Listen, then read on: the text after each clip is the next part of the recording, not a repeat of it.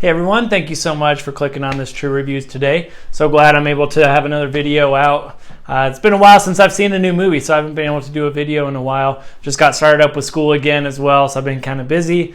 But finally, I've got another review for you, and it's Guardians of the Galaxy Volume 2. My wife and I just saw it the other day, and just right off the bat, super enjoyable. I really enjoyed this movie. As I get into some of the details, pros and cons, I do want to let you know right off the bat, though, that I think I did like it just as much as the first one. I think there are things that it does better than the first one, but also there are things that the first one does better than this one. So we'll get into all of that. Just want to let you know this will be a spoiler-free review, so in case you haven't seen it yet, feel free to watch this and so you can see what I think, and then you can come back later and we can talk spoilers or whatever. You can hit me up in the comments on YouTube, Facebook, or Instagram or whatever. So first things first, pros. James Gunn, the writer and director of both the first, this installment, Volume 2, and the upcoming Volume 3 that's been announced already. James Gunn said that he started working on this script the day that the first movie came out, and he is an incredible writer, and he's got a really distinct directive style that fits these movies great. They're super colorful, easily the brightest and most colorful movies in the Marvel Universe. Thor 3, the new Thor that's coming out this year, might give it a run for its money based on its trailer, but I love how bright and how lived in this world feels. Some of the Marvel movies, the colors are a little muted and somewhat muddled, so it's nice to have something really colorful and bright to watch. And James Gunn really brings a lot of that in, and it's super great, really enjoyable just to look at. One of the things I really love about the Guardians movies, both the first and the second, is how separate they are from the Marvel Universe. One of the problems with some of these Marvel movies is that for some things, for example, like Captain America Civil War, which came out last year, one of the problems with that is those that haven't seen the previous Captain America movies, or even just the previous Marvel movies in general, there's a lot you're going to miss out on. And I think another big problem is a lot of times some of these movies, for example, like the Thor movies, I feel like they're just kind of filler. They're just kind of there to bide time until the next big team-up movie. And fortunately, Guardians does not suffer from those problems. They feel very much their own movies. This one, again, very similar to the first, feels like it's its own movie. It is a part of the Marvel Universe, and you get that from all the Easter eggs and references that are going on. But it's so great to be able to know that it's separate and not just filler or not setting up the next movie. And that made it super enjoyable. The characters, of course, are great. Chris Pratt as Peter Quill, Star-Lord. He is, again, incredible. He was super great in the first movie, and he kills it again in this movie. The cast of supporting characters, Drax, Gamora, Rocket, they're all incredible, super funny. Each character kind of has their moment. Then we get a newcomer in the character of Mantis, who is a ton of fun. She's a really interesting character, and I kind of wish we'd actually gotten a little bit more about her. I thought she was really interesting and played really well. Baby Groot, of course, was every single time he was on screen, just audible ahs from the whole audience. People just loved Baby Groot. And in fact, the opening title sequence is really just kind of focused on Baby Groot, and it's super enjoyable.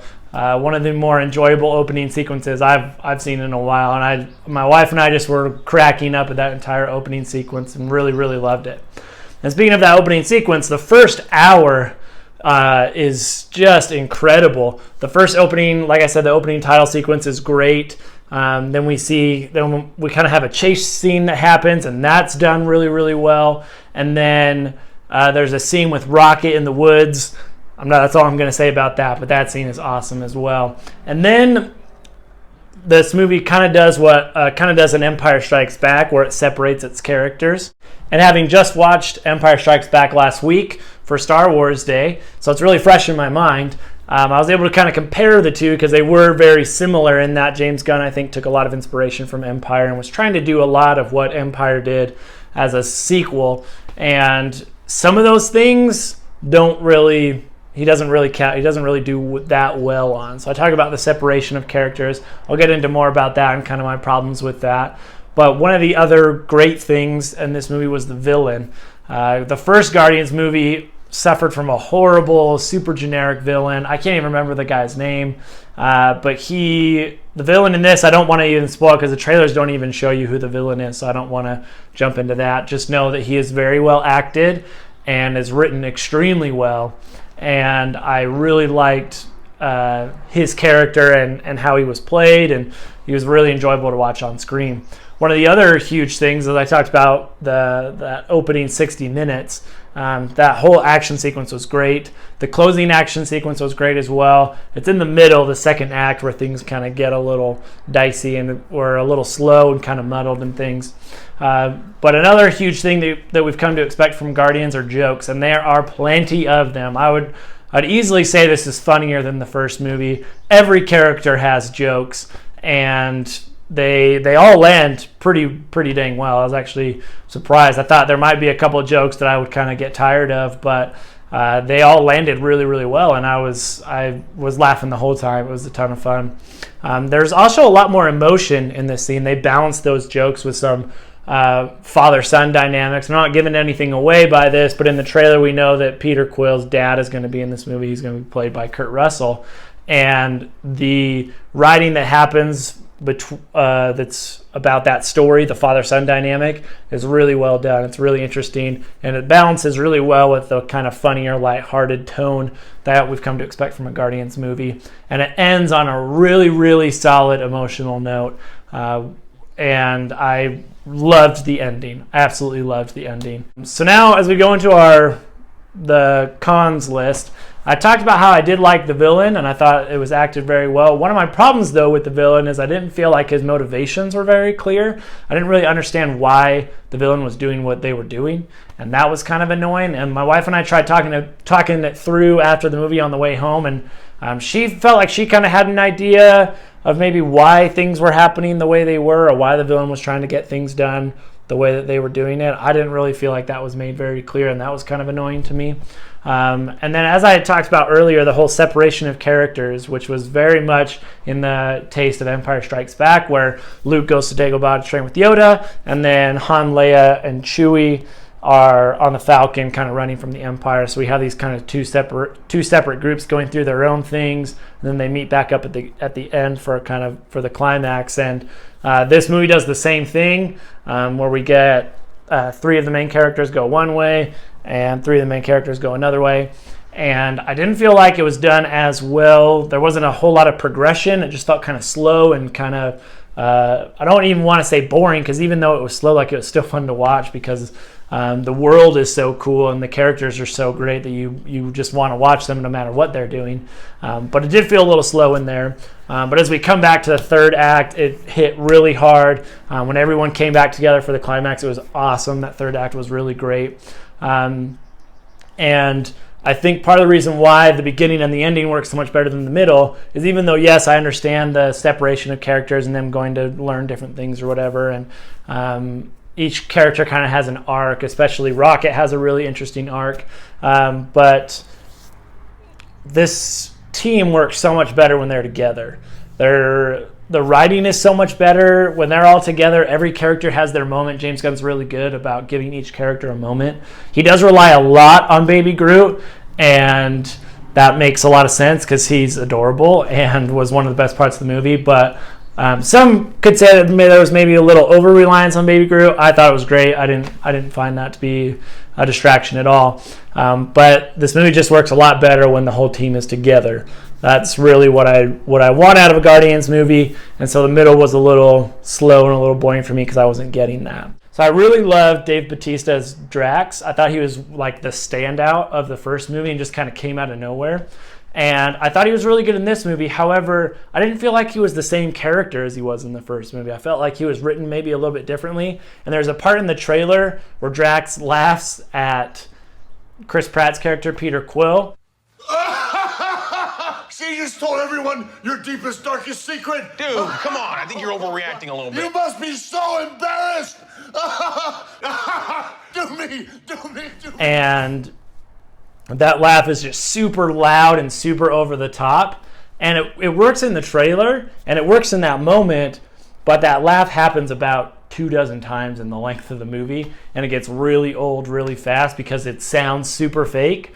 And so it just was kind of weird for me because I loved Drax in the first movie, and I feel like he was just written a little bit differently in a way that made him a little too over the top, and I didn't really care for that either. But altogether, James Gunn really delivered a super solid movie that not only fits in well with the larger Marvel Cinematic Universe, but also stands on its own. You don't even necessarily have to see the first one to understand the second one, but it would help just because you'd come in already loving these characters. But I really like that it's able to kind of stand alone and you can watch it on its own without having to worry about missing out on major key plots of the story because you haven't seen previous Marvel movies or whatever. So it is super enjoyable. It's very colorful, a lot of fun, really, really great writing, and super solid performances by all of the people in this movie. Chris Pratt, again, just delivers a super charismatic performance. The chemistry between these Guardians is super great, and I can't wait to see some of their adventures. They're going to be in the next Avengers movie, Infinity War, which is coming out, I think, next year. And so that'll be fun to see them interact with some of the Earth-based Avengers like Iron Man, Spider-Man, and stuff like that. So that'll be pretty fun. But my score for Guardians of the Galaxy Volume 2 is an 8.3 out of 10. Again, super enjoyable movie. I highly recommend seeing it in theaters on a big screen where you can really soak in all the color and all the visuals. It's a lot of fun to watch. And next week, I will be having a review. My wife and I are going to go see the new King Arthur movie that's directed by Guy Ritchie, and we're super excited for that. Guy Ritchie also did the 2 Sherlock Holmes movies with Robert Downey Jr., and I love those movies, so I'm really excited to see what he has to do on this classic tale of King Arthur. So we're going to be seeing that on Tuesday, and I should have a review either the next day or the day after, so be sure to look out for that. And then I think the week after that, or maybe 2 weeks after that, Wonder Woman comes to theaters, and I'm super excited for that, so I'll have a review for Wonder Woman as well. So guys, again, thank you so much for clicking on this video. If you'd like, you can follow me on Instagram at True Reviews 32, on Facebook at True Reviews, and then be sure to like and subscribe to this video, and I'll post links for the subscription, should be up here in the top right corner. If you just click that, or click the red subscribe button down below, and then be sure to give the video a thumbs up. That will really help me out. I'll also have you can click or tap. This will work on your phone. Click or tap. I'll have playlists for my previous video reviews over here, as well as videos. A little shameless plug for the band that I'm in, Vic Fox. If you want to check out some of our music, we have live videos posted over here, and I think that's everything. So thanks so much again, guys, and we'll see you next week.